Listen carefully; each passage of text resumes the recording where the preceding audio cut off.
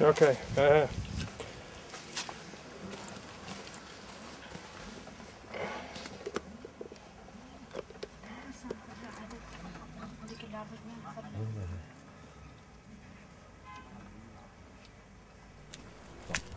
Cet homme habite dans le sud du Liban. Sa ferme a été bombardée lors du dernier conflit.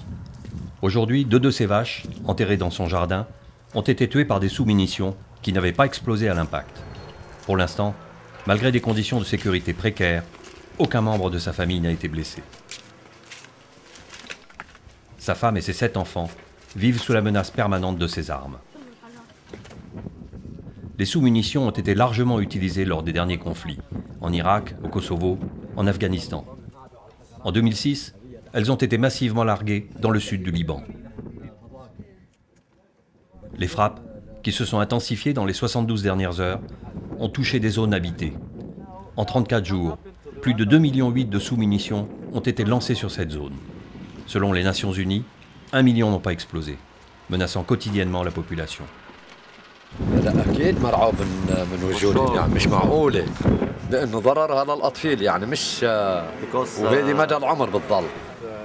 Dans ce quartier résidentiel, le danger est permanent. De l'autre côté de la rue, un homme a été récemment tué en marchant sur une sous-munition. Le mur porte encore des traces de l'accident. Pour les populations, il est urgent d'apprendre à vivre avec cette menace.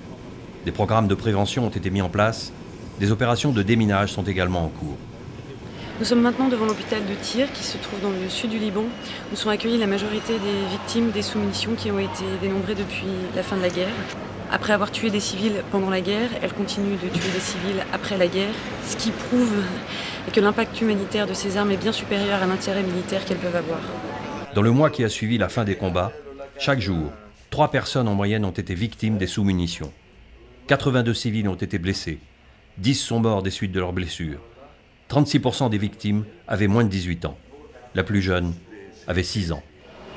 وأنا الذي أتكلم جنوبي من جنوب لبنان اسمي فضل علي حسن وها هو ابني موجود وأنتم شفتوه بأم العين.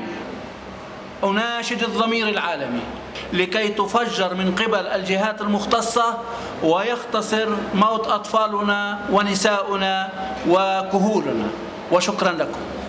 En plus des conséquences humanitaires terribles, les sous-munitions qui n'ont pas explosé polluent les immeubles, les champs, les maisons, empêchant la reprise économique et sociale du sud Liban. Je me trouve actuellement dans le jardin d'une maison d'un des villages qui a été bombardé pendant la guerre. C'est un peu difficile d'être dans un endroit pareil parce qu'il y a du vent et on ne sait pas s'il n'y a pas des sous-munitions qui sont accrochées dans les arbres. Le constat qu'on fait, c'est qu'il est impossible pour les habitants de cette maison de retourner chez eux et de vivre dans des conditions normales. C'est beaucoup trop dangereux. The failure rate between 25 and 40% should indicate that there shouldn't be any more need to test or use these weapons anymore. These weapons have again and again proved that they have no military strategic value. They just leave a huge problem for the civil population, and which we're now seeing the top of the iceberg. Malgré les programmes de prévention et de déminage, le nombre d'accidents risque d'augmenter au fur et à mesure que la population tente de reprendre une vie normale. Des mois de travail seront nécessaires pour rendre au Liban son visage d'avant-guerre. Pour qu'une telle tragédie ne se reproduise plus, la seule solution est l'interdiction pure et simple de ces armes qui violent ouvertement l'esprit du droit humanitaire international.